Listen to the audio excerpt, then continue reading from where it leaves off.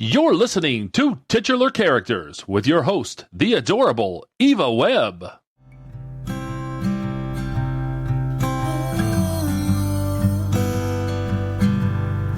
Let's talk nerdy things like comic books and superheroes with some nerdy peeps, writers, cartoonists, and so much more. So stick around and have some fun with the lovely and adorable Eva Webb. Roselinath is a digital artist and a licensed visual arts educator with a background in working in game development. She graduated from Fitchburg State University in 2017 with a bachelor's in game design. During her time, she has worked on games featured at PAX East 2015, 2016, and 2017. She is currently residing in Japan, working on her webtoon comic known as Division 5, and freelance artwork, along with teaching visual arts to aspiring students. And today, we're going to get to talk to her about all of it. So the place I like to start is just asking you, what's going on with you right now? So I have one comic I'm focusing on right now. It's called Division 5, and you can find it right on Webtoon. It's currently it's a sci-fi story, and other genres that I have latched right onto it is romance, and there's a lot of horror-esque themes. And it is a story about two people, and essentially there is a plague going on, which is actually kind of ironic. I made this comic before COVID happened. I kind of found that part a little ironic. But there's a plague happening, and the scientist named Archixent has to find a cure for it, and he ends up finding this huntress named Winter, who ends up being that, and he has to figure out how to make it work.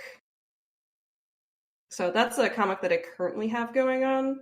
I have another project I'm in the middle of working on, but it's not quite active yet, but it will be getting there soon, called Blade of Shards, which is a fantasy comic I'm working on. So I loved how sort of dynamic your artwork was when I was looking through this one and the way it flows. Maybe I'm just not used to webtoons and the format yet, but just sort of scrolling through it, I found myself just sort of really enthralled by the way the story works and the way the medium flows. Oh, thank you. I appreciate it a lot. Yeah, I think vertical comics are kind of where it's at nowadays. But when you're on the Webtoon platform, I find that there's a lot more things you can do with vertical comics. And I used to draw all comics all the time as a kid, and like in the middle of the classroom, just doodling, and page by page. And I find that doing vertical comics is a lot of fun because you can extend images downwards rather than like US standard comic pages where it's going across. And I find that my artwork actually kind of blends in with that because I love to extend things down and like drag them down. And there's tons of cool ways that there's tons of like cool things you can do with vertical comics too. One of my other friends, her name's Evergrey, and her comic is the name of her name on Webtoons, or Vanessa Olson, and she is Evergrey, and you can do cool things in that comic, like if on your app where you can just turn your phone and like the image flips with you. And I feel that that's something that's really strong too about being able to like draw for like a vertical comic like on Webtoon. So I always found that fascinating. That is neat. It totally is. So you mentioned that like you've been drawing comics ever since grade school. What was how far back does your relation with comics go? I would say it probably goes back to middle school. I pretty much played games all day after school. That's all I did. I just wanted to play video games. So a lot of the comics I made were like fan-based things, like based off games I played or that I enjoyed. And I always like to imagine, it's known as canon divergence. Like if the story went different, how other things would have turned out. So like one game that I really really love and praise because I'm a big horror fan. It's called Dead Space, and it's probably one of the best horror games I've ever played. And I always imagine like what if things went differently, or like how society works like in the game. Like I always love like twisting things like that. You've got a an idea for a web comic. Um, where do you start? Do you start at like sort of scripting it out, or do you just begin drawing and see where it goes? So when I usually start my stories, I find that writing it out is the best thing to do. Because a lot of people that I know who try to start comics will start drawing it without thinking about what their story is. And I always remind people comics are a story you're telling, and that is the most important thing about comics is the story. It doesn't matter how much art you draw for how little art. You can do all these special effects to make it look pretty, but if you don't know like what your story is, it's not really going to get anywhere. So I find myself making sure that I write like a script or at least notes, like sticky notes I'll use. I'll just plaster them all over a notebook or whatever I can get my hands on to like write something down. Because I find that knowing what your narrative is, knowing what your story is, your characters, all of those elements, all of your narrative design is probably more priority than actually drawing it down. And a lot, actually, I have a friend who's working on a story in Assassin and Outcast right now. She's redoing the whole thing. She did it where she started drawing it, and her art's great, by the way. I don't know if her webtoon's still up, but definitely check that out too. And so she started drawing everything, and what ended up happening was she didn't finish writing her story. She wasn't sure what was going to happen next. And there are some comics where that does work, where people are like, oh, I have an idea. I know what happens next. I find that if I don't write it down, if I don't know what's going to happen, then I'm going to struggle with what my art's going to be. So definitely my biggest advice is, oh yeah. So my biggest advice is always make sure to write your story down. It doesn't have to be word for word or script by script, but at least a general like draft or flow of like the sequence of events, because that's what comics are. They're sequential art. They're sequence of events over time. So when you're creating and you're getting in the mood to just lay out as much creative output as you want to, where do you find your zen? I think one of the things that motivates me is so I have a little Division 5 fandom, as I've been told by fans, which is really cool. I never thought I'd actually have like a little fan base centered around my comic. That's growing. I always find that I get motivation from even like one person like being interested in my work. And so I realize that when I make stuff that I'm also finding people who have the same interest as me, because my work kind of has like the same energy of like the audience that I want, and like the people that like have the same interest as me and that like I'd have good discussions with. And I think a lot of it is the knowledge that I have the ability to bring like a really cool community together just through like what I make. I do a lot of art commissions, which is why my updates are kind of slow, pays the bills. But like some of my art commissions I get are people who commission like my own characters for my comic, like doing cool stuff. And I find that really fascinating. And to me, I'm like, oh my gosh, I have these really interesting characters and story that I made that like people really, really love. So I think that's really cool. And so other ways that I do kind of find my zen is I'll let myself get bored sometimes while listening to music. This will be for like writing, or like if I need to draw something, if I have to take a break and be like, okay, I need motivation, I'll just like lay down, sit down, I'll just look for some music, and I'll kind of let my mind wander and go places. And then it's kind of like a light bulb pops up above my head, and I'm like, oh, I know what to do, or oh, I have motivation to do this. So sometimes just letting yourself actually get bored and letting your mind wander also helps you keep motivated with ideas and keep going. The quiet of the mind. Oh yeah, absolutely. That's awesome. Oh yeah, I do meditation a lot. I'm actually learning Reiki level 1 next week. Lot of wellness and body health I'm trying to learn. So I find that meditation has actually been a really good motivator for me. So again, to what you said, like quiet mind. So You do all of the work on your comic yourself, right? You do the Oh art, yeah, the writing, the lettering, everything. all of I it. do all of it. Wow. All of it. That just that sounds like a ton of work. Is it more work than you expected? Oh, I would say 100% yes. It is way more work. Because I'm my own narrative designer. Um, I'm my own art director. I am my own everything when I make my story. It's 110% me. It's not anyone else working on anything. No one's doing the coloring. I'm the one coloring. I'm the one doing the letter work. And I think me working on this project, and I call it a passion project because I started this as a labor of love. Um, I've been growing and learning from it definitely. So I do find that I am getting a little faster when I do have time to work on comic pages, just because I have kind of like my own pipeline. I think if my comic got a little bit bigger and I had a little more income, I'd probably ask someone or hire someone to do the lettering for me, just because it would save time. It would definitely be a lot. Oh It'd be yeah. a lot faster because especially when you're using or doing vertical comics, I feel like lettering can take quite a bit of time. Like doing speech bubbles and everything, because you have to think about it as you're reading um, down consistently more than like, okay, I'm going across and across. You know how you lead left to right or right to left, depending what country you're in, where Webtoon is like, all right, you're reading vertical, Yeah. totally different. That's fascinating. That's a difference between like webtoons and conventional comics that at least I personally never would have thought of. Oh, yeah, for sure. I'm trying to think of another platform that does really well with it. Tapas. I know Tapas isn't as big, but Tapas is also pretty good for that because they're also a vertical comic platform. I can't think of any other like big ones off the top of my head, but Webtoon seems to be the choice for me. That's where I have a lot of my audience, and a lot of my other audiences in person or word of mouth, since I talk to a lot of different people.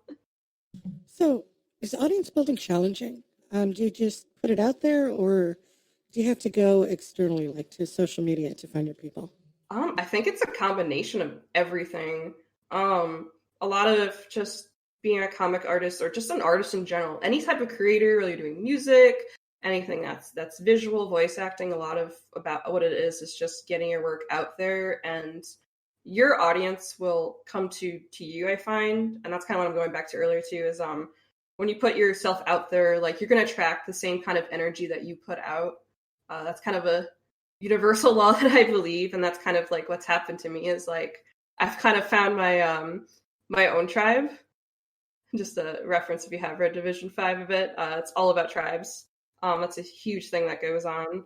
But I've kind of found my own tribe of audience that has come, and when you put work out or your different interests, you're gonna attract the same thing.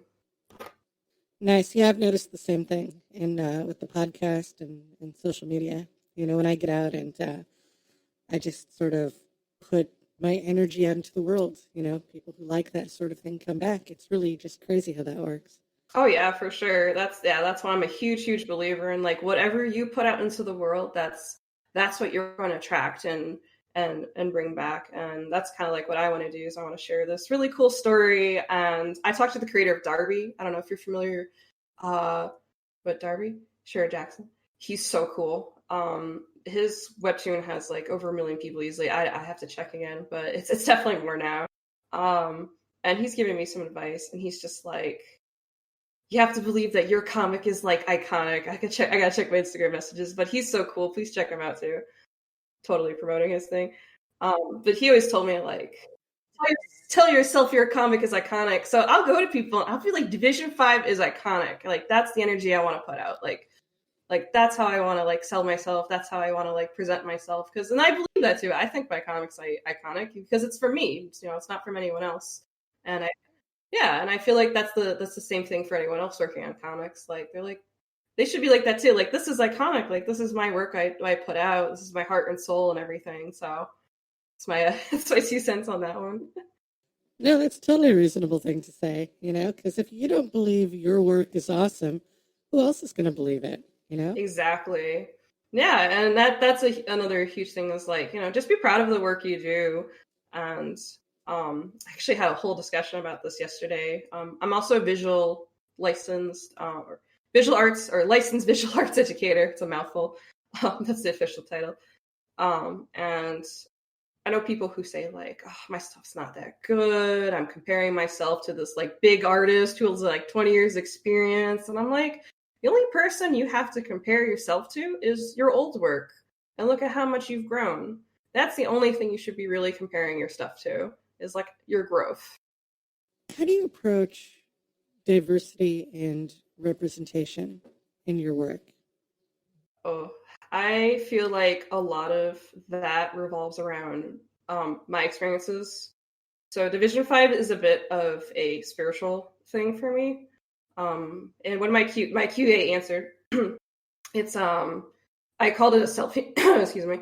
I called it a self-healing project, which is what it is. A lot of my experiences in my life are portrayed in this work of mine. So like different kind of people I met, my interactions, some of like what Winter, one of the mains, of like how she views people is kind of based on my experiences. So for example, Neil Treetop, who is Winter's adopted big brother, he's kind of based off someone that I actually used to call my big brother, like how he looks and like how he acts too and everything. Who was like a really huge, like influential figure in my life when I was really young, and he gave me lots of life advice, and I talked to him all the time, and he was always there for me. So I feel like a lot of what I put into my comic is based on like an actual like real life representation of things that like I've experienced and like people I know who they're based on too.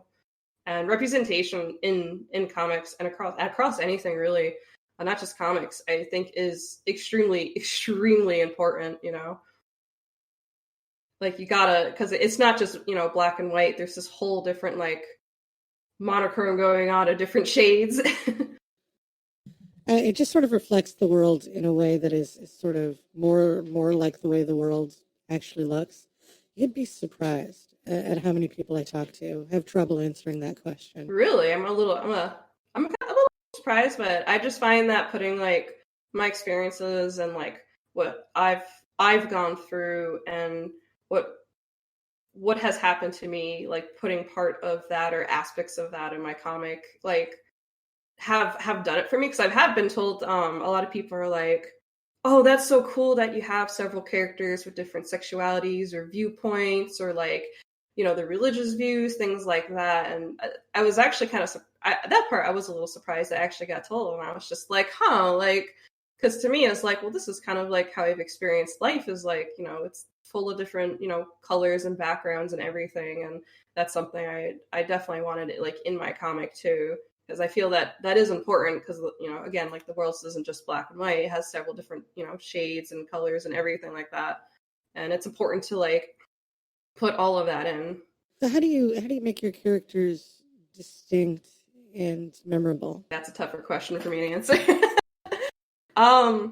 So a lot of how I think of how they have their voice and how they speak on things is probably based also on how I think they grew up. Also their experiences, kind of like mine. Like I'll use Winter since she's the main character.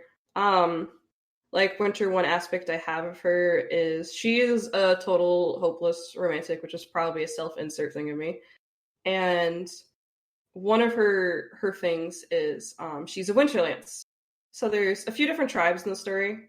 There's Treetop, which are like I call them like the tree people. They're probably the most trustworthy tribe you could ever like ask for.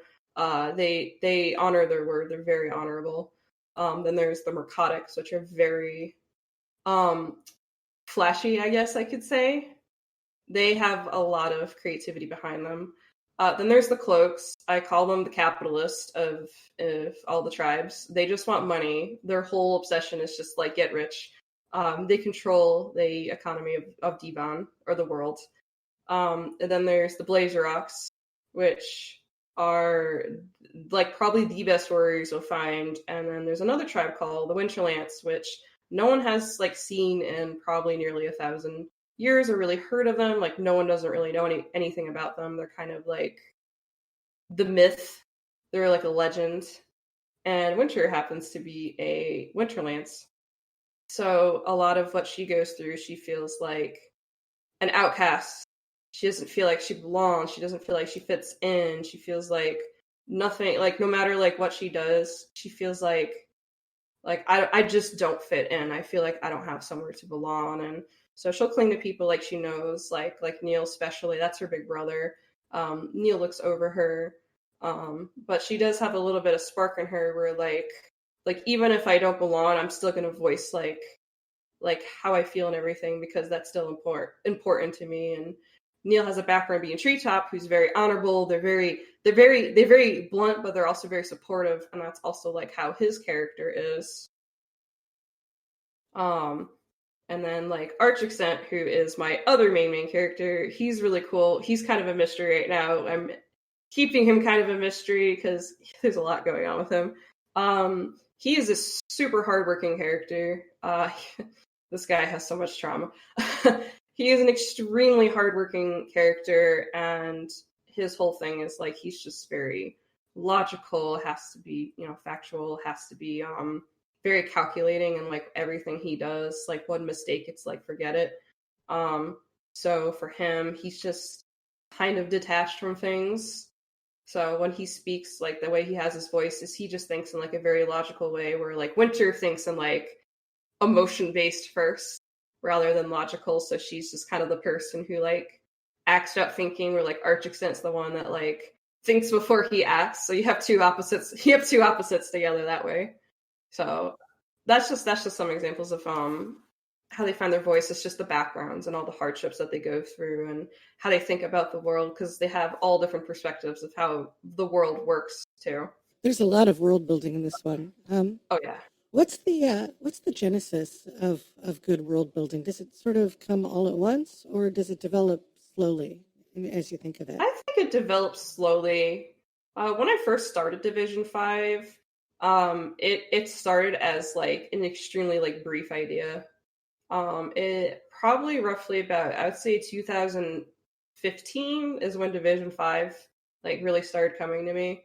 I had some of the characters beforehand as just like random OCs, especially Winter. She's gone through so many revamps and everything. She's probably my most developed character of everyone, and with good reason because she's the main. I had this idea because I was really inspired by like things like Mass Effect, Resident Evil, Dead Space was one I mentioned before. A lot of like science fiction and horror, and I was like, I just want to make a comic about a disease that like people have to cure. And I have a lot of disabilities and I have a lot of illnesses myself. And the illness that goes on in the comic is called the Cosmos Plague. And the way it works is it goes through a few different stages, and it basically fills you up with fluid and tumors in your chest until it explodes. It's kind of graphic. And a lot of that relates to how I've had nearly 20 episodes of pneumonia in my life, where it feels like I can't breathe and just feels like my chest is full of fluid. So that's, yeah, I've gone through a lot. I've gone to the hospital several times. So a lot of things like that is influenced from my actual life too. And I feel like over time, I put little tidbits like that into my story where I got inspired or influenced by things, and that kind of built up my genesis of my story. And another part of me was like, well, I have this character and she's my main, and like, she's able to endure all this. And I was like, well, I don't really want her to be, alone in this, because that's how I felt too at the time. And I was just like, we're going to put these other characters in, and oh, the world's going to be like this. And a lot of it was just writing it and rewriting it. And that's how I kind of just built it up, was like over time. It wasn't something that was like one and done overnight. I feel like a story takes time to build up. Like you'll have tons of people who write all these books and say like it took them like 10 years to make, right? Well, that's what it is. It takes time to like build up your story, your genesis of it, of like how it all begins. So you would say you're one of those writers that just really sits down and contemplates the world and plans out more elements of the story than they don't? Oh yeah, for sure. I think that's something really important. I think it's important if you're doing a story that's very heavy to read through. Especially if it's not something that's like really lighthearted. If you're intending to put like really heavy themes, or just the topics in general are heavy. That's something you have to literally sit down and digest and be like, okay, I have to like actually really think about this rather than like, oh, I'll just make something like little, like really cute, something fun, not too much like plot heavy.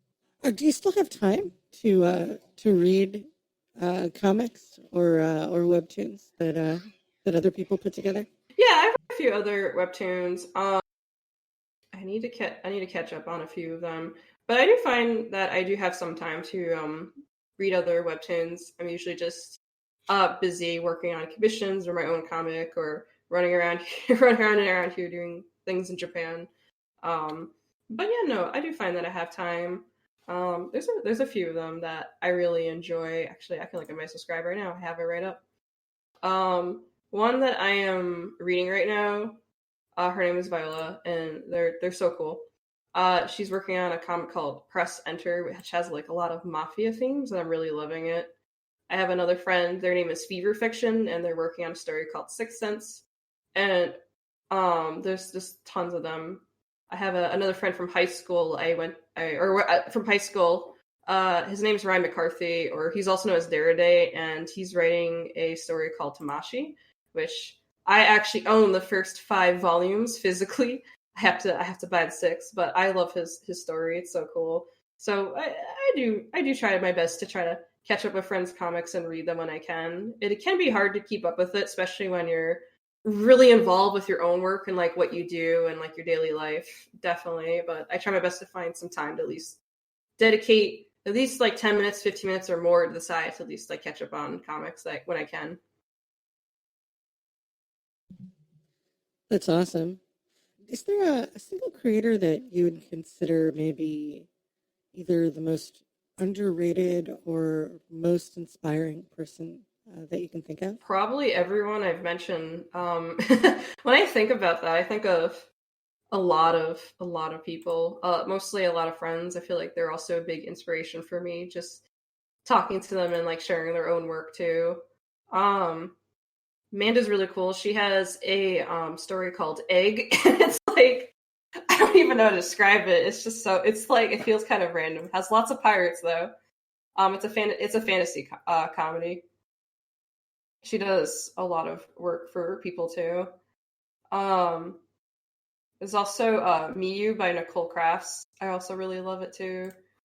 There's just so many creators. I could not name one person who's like the most influential for me, like at all. I couldn't do that. There's just too many. Yeah, we're headed up against the end of the show. That means we have the fun questions coming. Are you ready? I am ready for them. Awesome. So, what's your favorite food? Probably lobster and mac and cheese. Really? I'm Nobody's ever said lobster before. a lobster's so good. I'm from New England originally, Massachusetts. So Right on. yeah, clam chowder, lobster, all of it, so good. That's my Nice. staple diet right there if I could choose it. Do they have good lobster in Japan? I've never had lobster here, so I don't know yet. I am definitely planning to see if I could try that. They do have good sushi and ramen. So, would you say you're a cat or a dog person? Oh, can I just say animal person? I love reptiles. Sure, absolutely. I say animal. Reptiles are fun. Yeah, I just say animal person. That's fine. So, what's the best swear word? The best swear word, probably the F-bomb. Hmm. You can use it in so many different There you ways, and go. that's a part of my vocabulary on a daily basis. Mine too. Uh, so, what inspires you? Everything. No, that's too broad. God, so many different video games.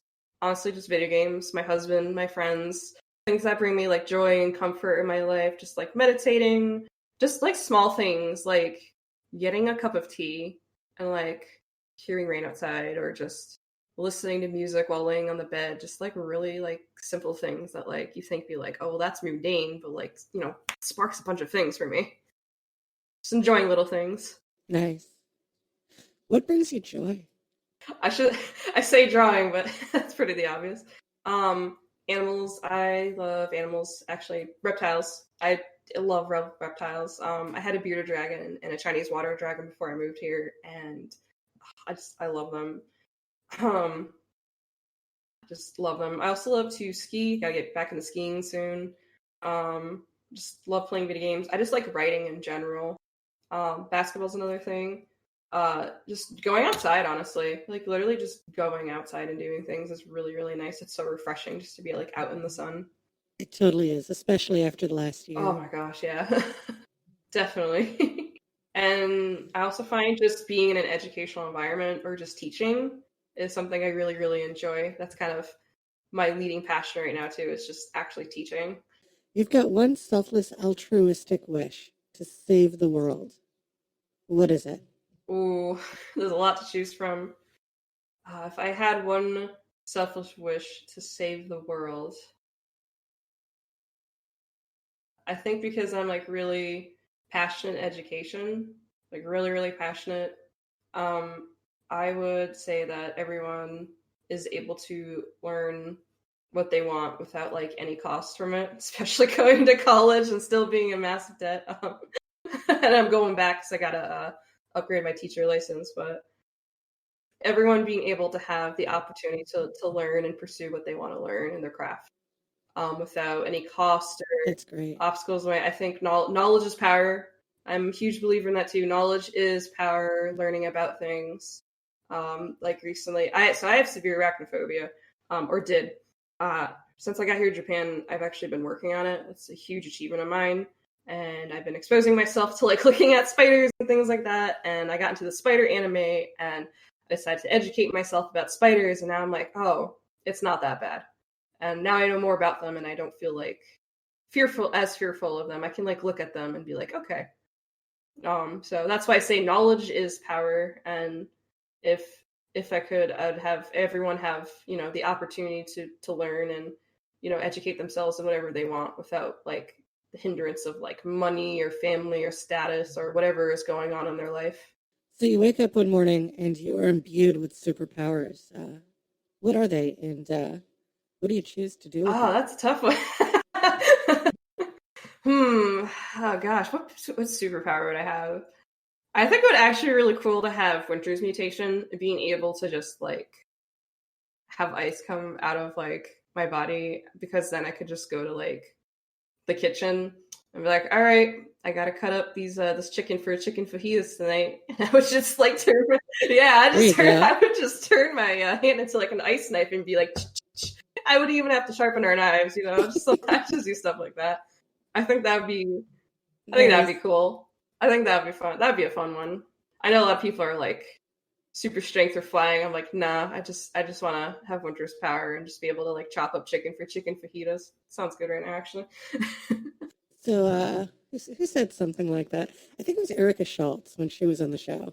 What she said was, she wanted like sort of invisibility and reality phasing powers.